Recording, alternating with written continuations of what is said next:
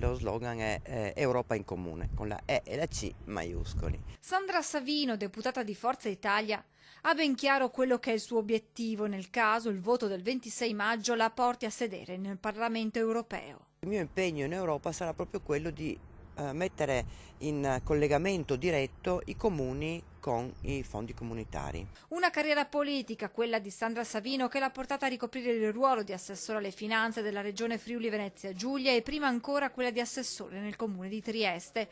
Un contatto diretto, quindi, con la gestione degli enti locali e con uno dei problemi più sentiti, il reperimento di risorse. Al momento, spiega la deputata di Forza Italia, l'unico luogo dove possono essere recuperate risorse, vista la scarsità nel nostro paese, è l'Europa. Il mio impegno è quello di far sì che i comuni, soprattutto i comuni, si dotino di personale, di possibilità e di strategie atte a portare più finanziamenti possibili sul proprio territorio. Ciò vuol dire maggior benessere per i cittadini, possibilità di adoperare questi fondi in vari settori.